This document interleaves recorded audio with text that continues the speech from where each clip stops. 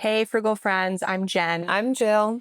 And if you have been watching the news at all, you might be thinking, is it a good time to refinance your home mortgage? Even if it might not be a good time for you, maybe for someone you know who's purchased in the last 2 to 3 years. If that is you, if you have purchased a home in the last 2 to 3 years and you have a home mortgage, this video is for you. And if you know anyone like that, share this video with them because it is a cannot miss. It could literally save you tens of thousands of dollars. Yes, we have dug into the news, we have cut through the speculation, and we have run the numbers to help you figure out if it is time for you to refinance your home mortgage. So we're going to go through all of that, what a home refinance is, and a teeny tiny economics lesson so that you can understand, because nobody can tell you point blank, unless it's your financial planner or your broker, if it's a right time to refinance. So this will be a really good episode.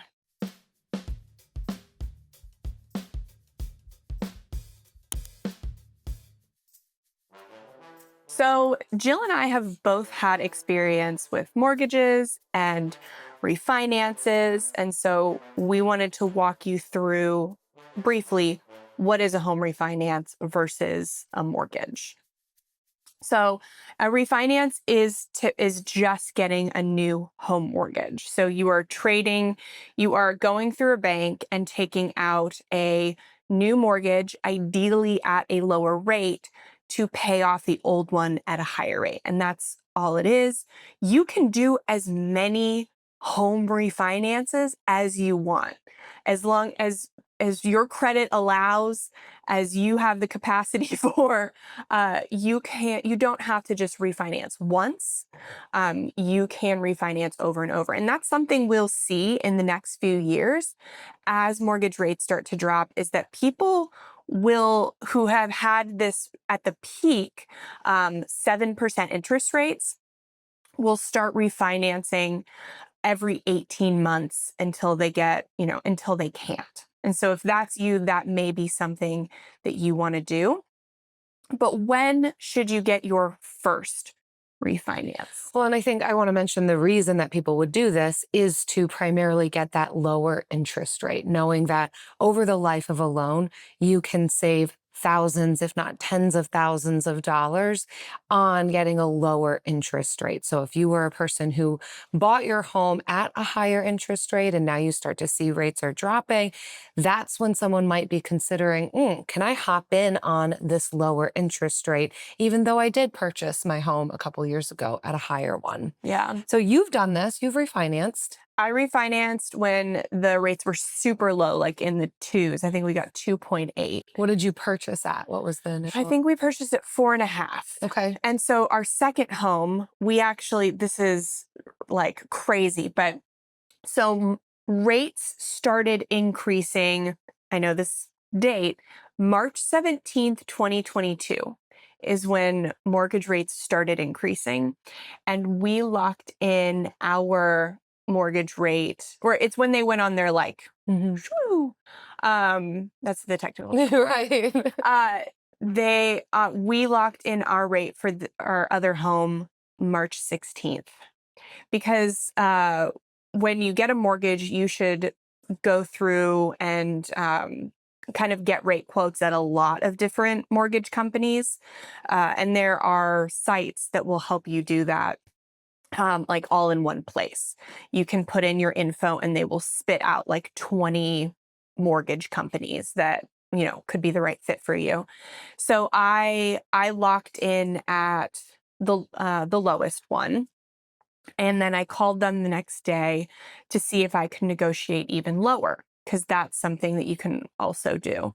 And the person was basically like, take this rate, you will never find this rate again. And I was like, oh, okay, great. Thanks for the tip. Yeah. So we locked in at 4.5 in 2022 for the home that we're living in now. And we still have that one. We refinanced from our 30-year mortgage at 4.5 to a 15-year mortgage at 2.8, because the shorter the term that you refinance into, the lower your rate is going to be. And we'll get into that later. But I think the biggest question that everyone has on their mind is, do I refinance now or do I wait? Because in the news, we've been hearing there's a couple more rate cuts coming before the end of 2025. And so do I do it now? Do I wait? And here is how we're going to start off this conversation with a mini economics lesson. I hope somebody can do like glitter. We don't pay a lot for video editing, so we'll see how that turns out. A mini economics lesson. So the rates that you're hearing about in the media is called the federal funds rate. And that is what our tiny economics lesson is going to be on today, is the federal funds rate. Stick with us. We'll try and make it fun. Yes. So essentially, the federal funds rate is the interest rate that banks use when lending money overnight to one another. So banks are required to have a minimum reserve, an amount of money that they keep at their bank end of day. And sometimes they don't have that amount of money, so they need to borrow from other banks. And the federal funds rate is that range of interest rates in which they lend this money to one another so that they don't lose your money and so that you don't go broke because they don't have enough money in their reserves, in their accounts at the end of each day. So mortgage rates are not tied to this rate, actually. It's a common misconception. It's a misconception that I had because it seems like whenever anybody talks about the federal funds rate, then mortgage rates do something. Mortgage rates are actually more closely tied to the 10-year Treasury yield, which you don't need to know about for the purposes of this video. But what happens with the federal funds rate is when the Fed, their committee of people who, decide when things are going to rise and fall, when they get together and that makes it into the news, that influences buying behavior, home buying behavior. And home buying behavior is what impacts mortgage rates. And that's why you saw mortgage rates actually dipped a little ahead of the last federal funds rate dip, which was in September. And from that meeting, we can speculate pretty accurately there's probably going to be 2 more rate cuts this year. And so that could be as soon as, I think, October 28th, 29th. October 29th is when we would see the next one. And then December 10th is when we would see the next one. So mortgage rates won't be tied to those dates, but you may see them shift as a result.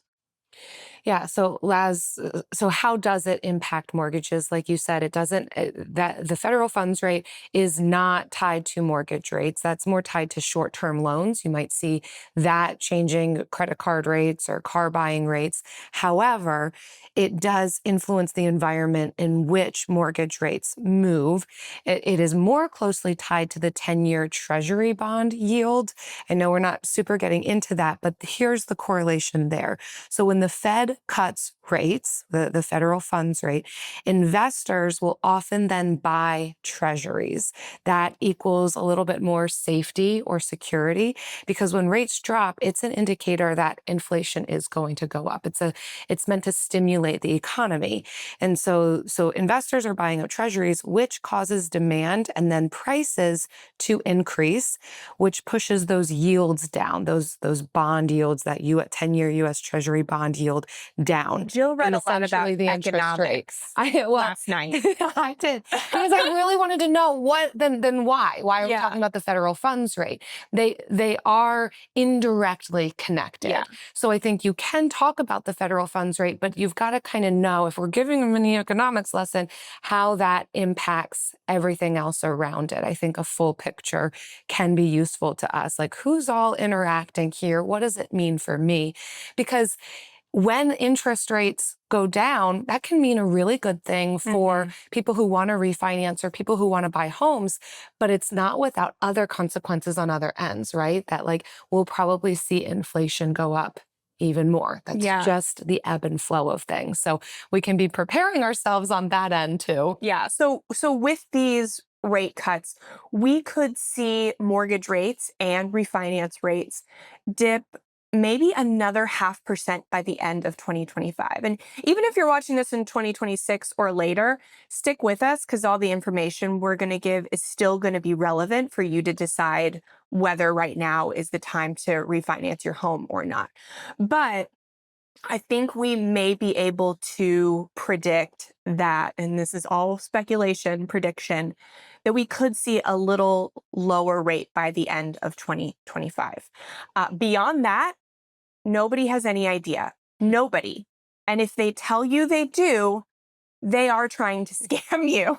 But if anyone tells you anything beyond like January 2026, nobody has any idea. Don't believe that.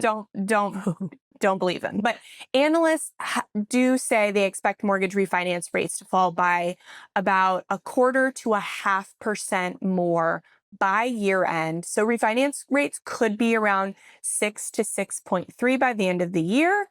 But like what Jill was talking about with inflation, that has a big impact on these rates. And so if inflation flares again, if something international happens or something unforeseen happens and inflation flares again, then mortgage rates might hold steady.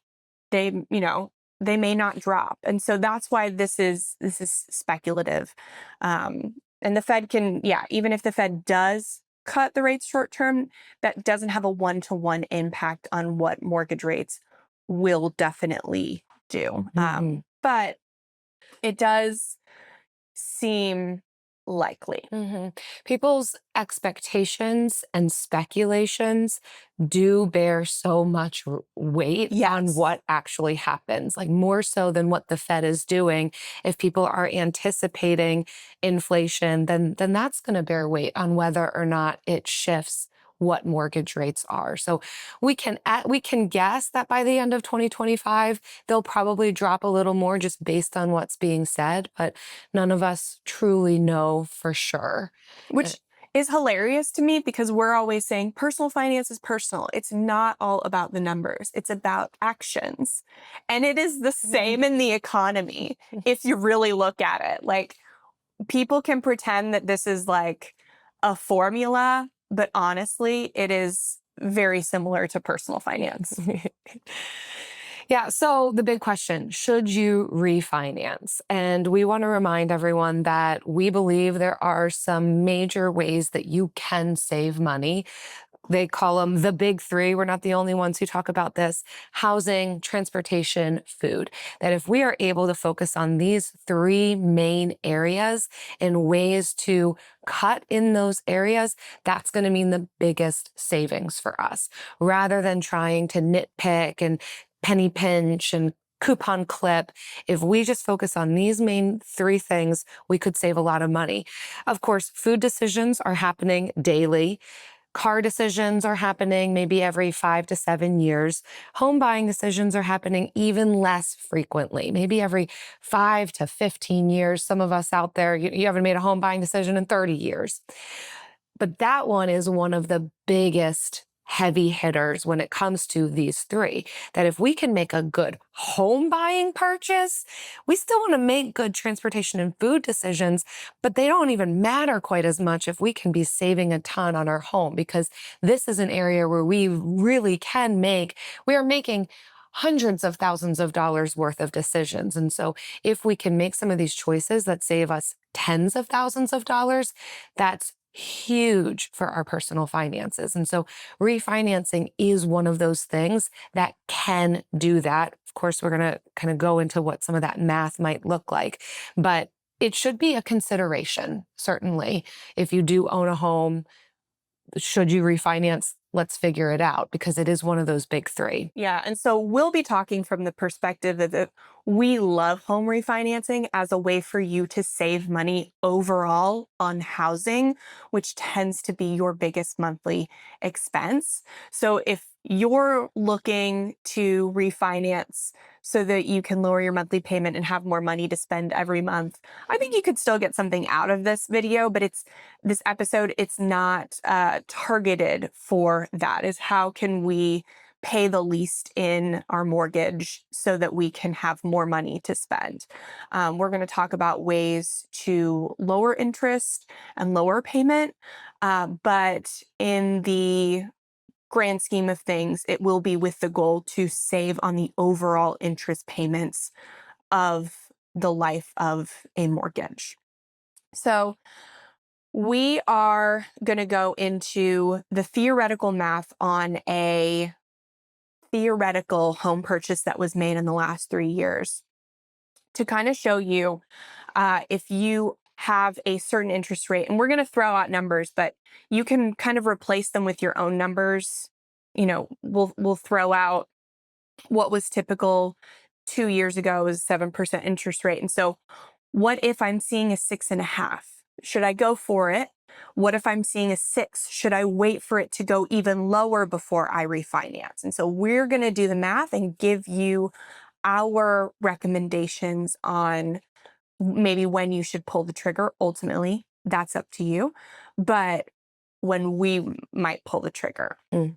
So one of the things you want to consider is your break-even point. So doing a break-even analysis on doing a refinance. And what that just means is how much are you going to need to pay in order to refinance? Because yes, it does cost money, typically around $2,400. So not a huge amount, but there are fees involved, from lender fees to third-party fees, and it all can add up to about $2,400. So that's something to keep in mind. That money is going to come out of your pocket. And so a break-even analysis on some of the numbers that we were running on, what was the median price range. So if you were to be doing a refinance on a loan of $329,000 at 7%, you were having a monthly payment of about $2,200 just for the payment and interest alone. And then if you were to refi after 2 years at 6.5%, that's going to bring that monthly payment down to $2,022. So that'd be $171 a month in savings compared to what you were paying. If you refinanced after 2 years at 6%, so one whole percentage lower than what you had, that would equal $1,918 monthly, a total savings of $275 a month. And so that break-even point for the 6.5% would be 14 months, and the break-even point at the 6% interest rate would be 9 months. So longer for the higher percentage, which I find interesting, and lower for the lower percentage. Yeah. So a note on closing costs. We do recommend paying closing costs out of pocket. It is the least expensive way, the way that saves you more money because you're not rolling in and paying interest on those closing costs. But if you cannot afford the 2,400, and that's the median range, that's the median number, then it is better to roll your closing costs into your refinance versus going with something people are calling a no-cost refi. So a no-cost refi has no closing costs, and I put that in parentheses.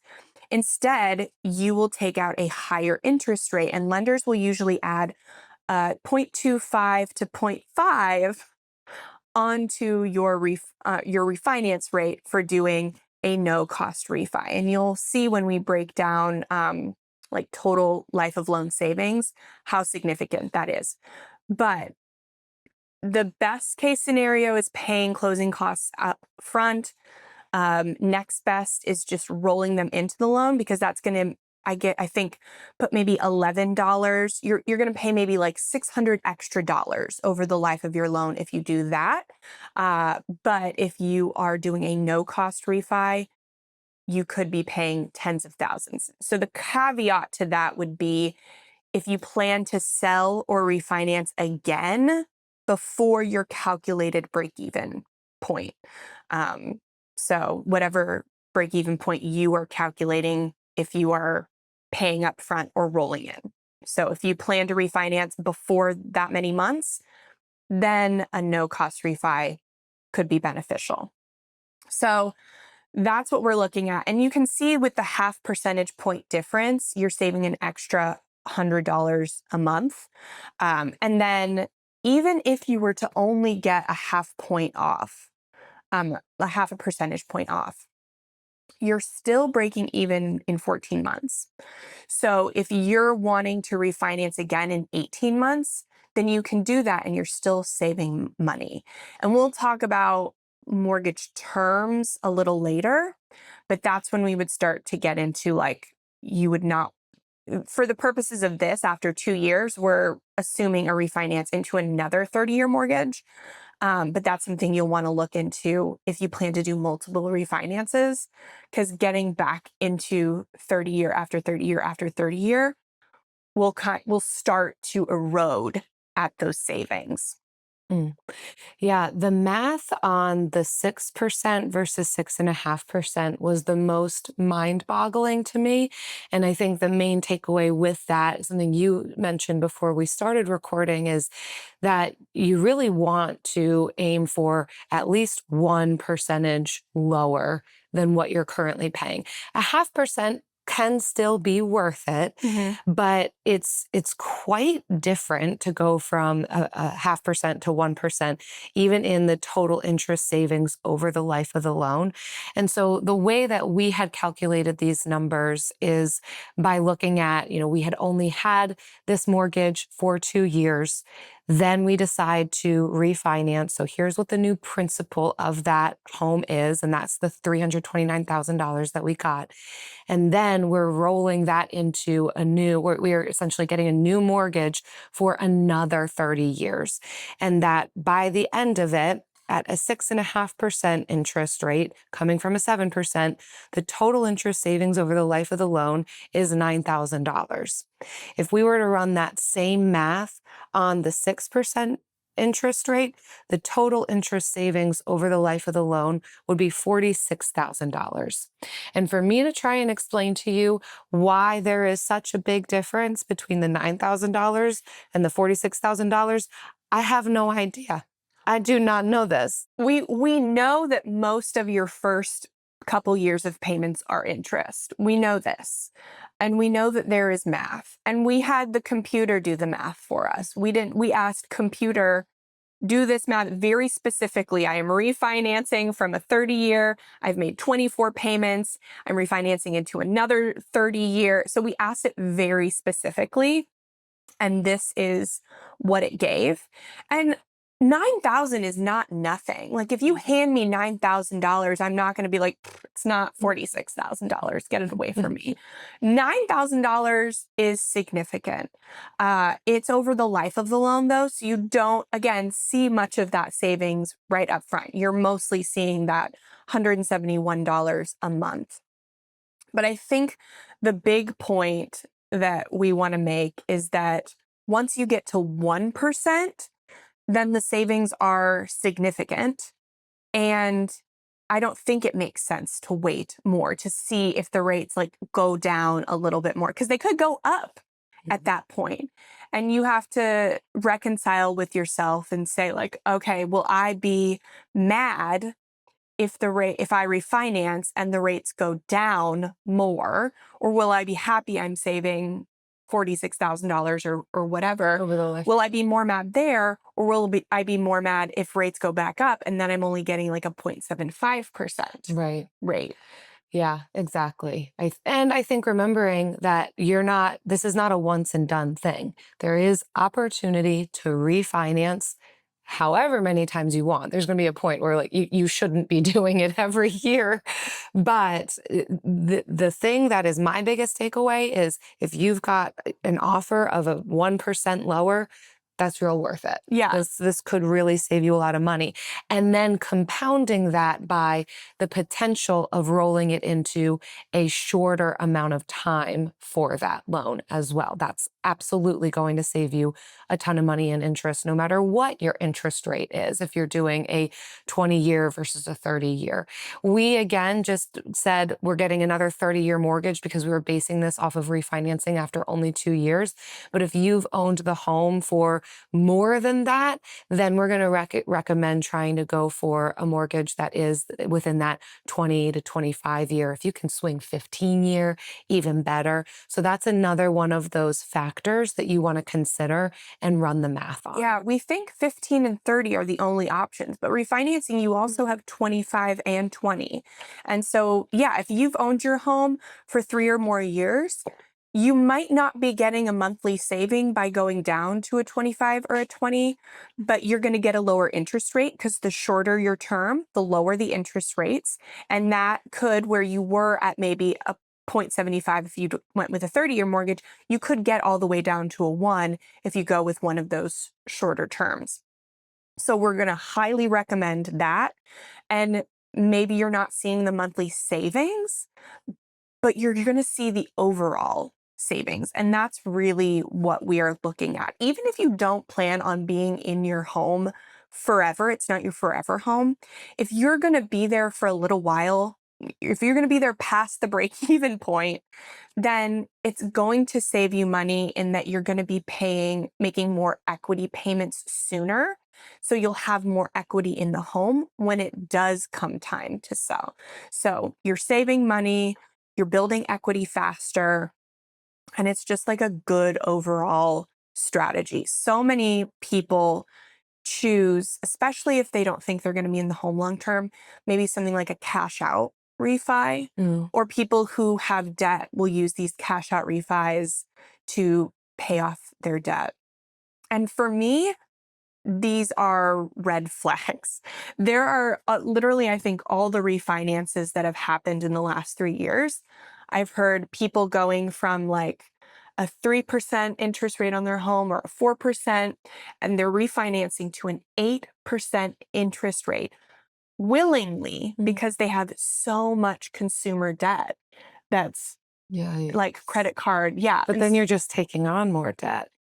Yeah. So you're paying off your higher interest debt at a lower interest, but then you're putting your home at risk and you haven't treated any of the theoretical symptoms and root causes that got you there. So we see all the time, we hear stories of I paid off all my debt with a home equity loan or a home equity line of credit and I racked it all up again and more. That happens so frequently. Everybody probably knows somebody who has done that. So that's why I'm so wary of cash out refinances. Again, we don't recommend using refinances to have more money to spend or to have more money to pay off debt. You are far, and I don't like this either, but you are far better off using a home equity loan if you can to do stuff like that than to do a refinance. And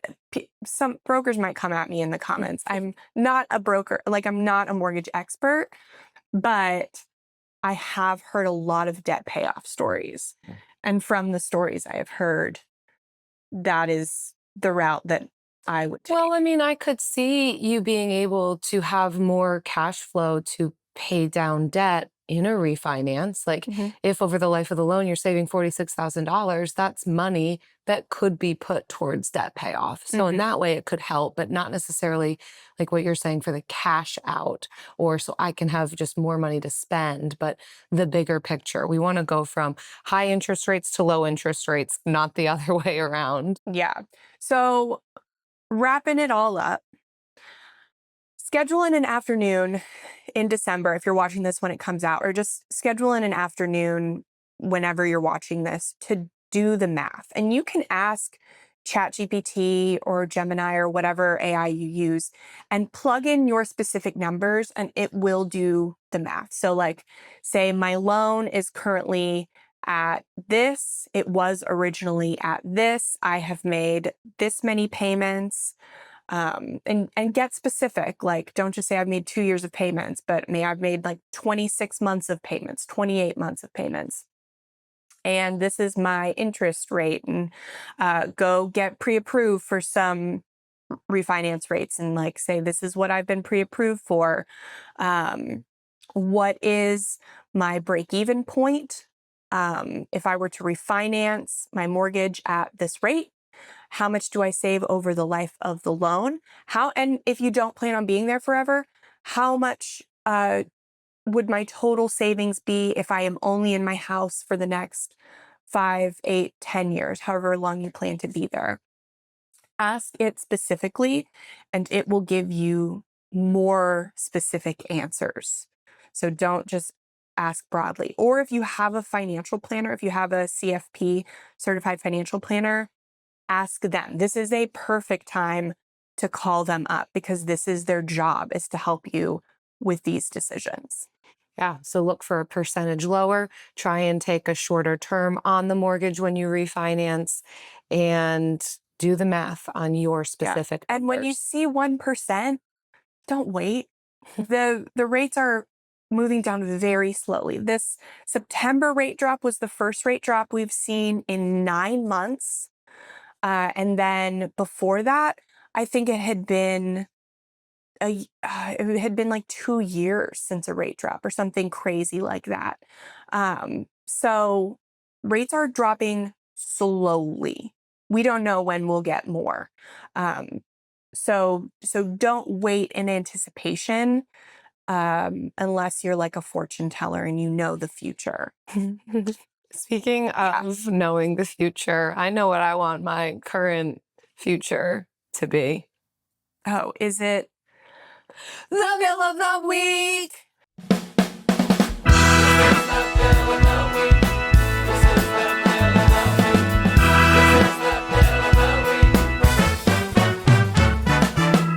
That's right. It's time for the best minute of your entire week. Maybe a baby was born and his name is William. Maybe you paid off your mortgage. Maybe your car died and you're happy to not have to pay that bill anymore. Duck bills, Buffalo Bills, Bill Clinton. This is the bill of the week. Hi, Jen and Jill. My name is Katya. I'm from Las Vegas. I've been listening to you guys for a few months, and I want to share my little bill of the week that just happened yesterday.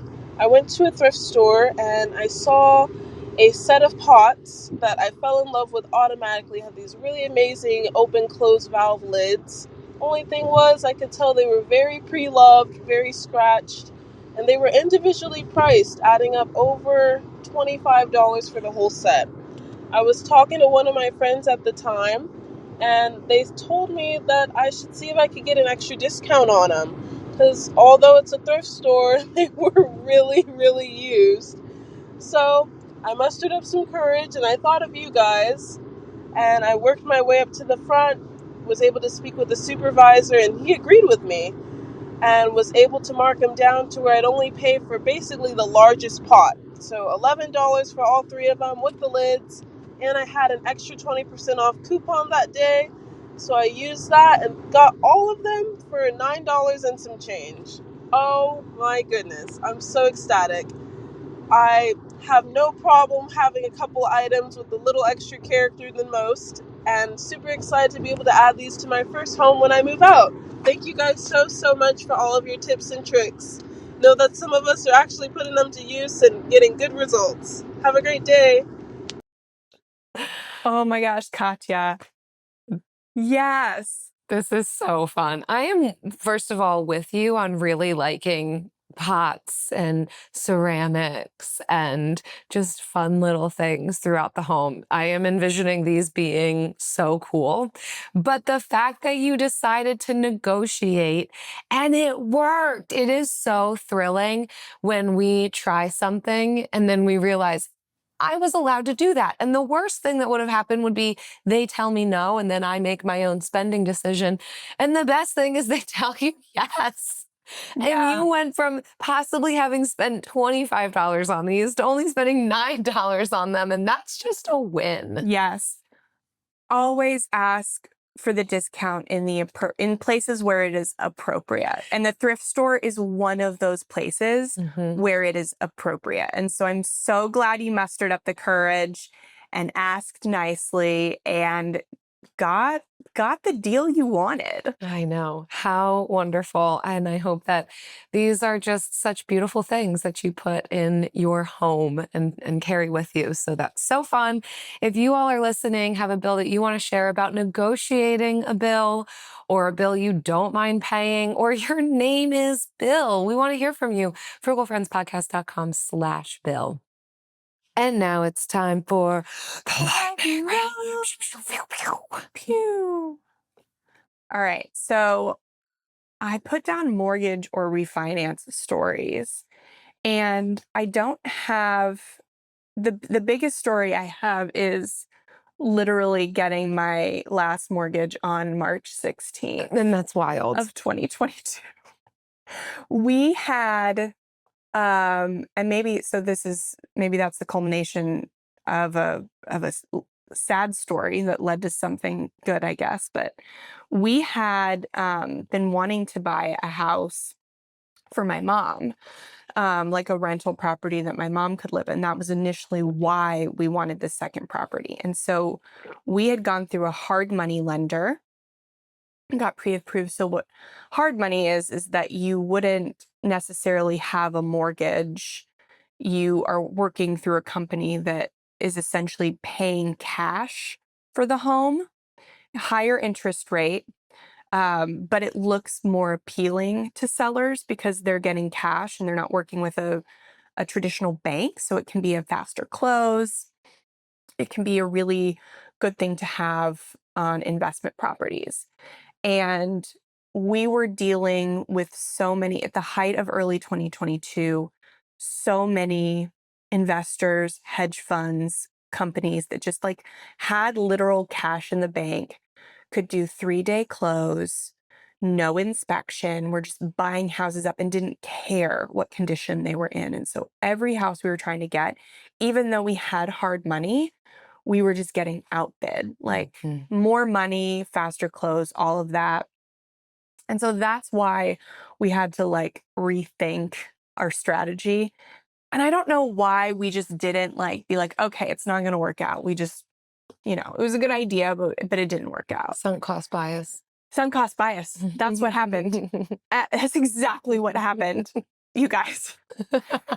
Because we were just like, okay, we're in it. Now we're going. And so then we looked at bigger homes that investors weren't looking at. And that's how we ended up, so that we could either kind of like subdivide it to make like a multifamily property. And I was like, I have no intention of having my mom live with us on my property, but here we go. And we ended up getting this 5-bedroom, 3-bath home that needed 100% renovation. And then we got it, and I was pre-approved, locked in rates, and that is, I don't remember what order it went in, but it was all a blur. And now your mom is not living with you. No. It's a midterm rental in the back. Yeah. So now we have our old house as a long-term rental. So that's our investment property. It's like our first home was our investment property, and that we got at a good price, at a good rate.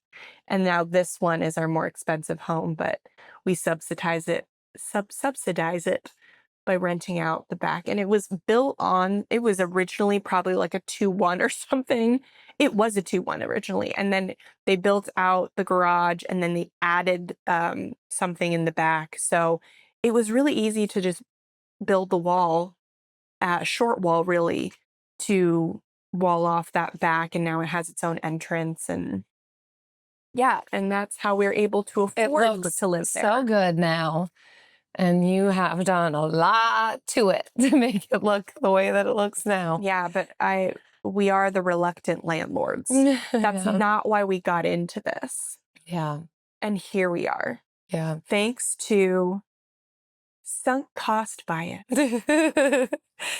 I have never refinanced, but I've bought a home, obviously, and sold a home. But I do remember the interest rate because we were on the phone with the lender and they were talking to us about interest rates. And I just thought, I didn't know how volatile interest rates were. I just thought, like, here's the rate that you're getting. I just didn't know too much about it. And I remember her offering this interest rate and saying, okay, do you want to lock it in?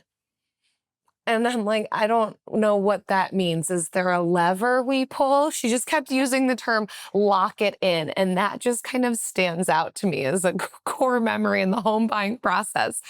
And I'm like, what does that mean on your end? And Locked she's in. like, oh, it just means like I'm going to write it down. Like, oh, yeah, write it down, like pull the lever, close the hatch. I don't know. Sounds good.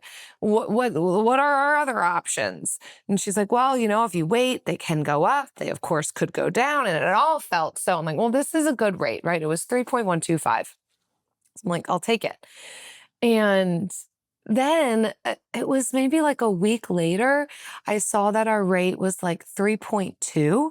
And I'm like, no, it's not, because I locked it in. I'm like, didn't we lock it in? We had a whole conversation about locking it in, what locking it in meant. And so I call them up and I'm like, what's with this rate?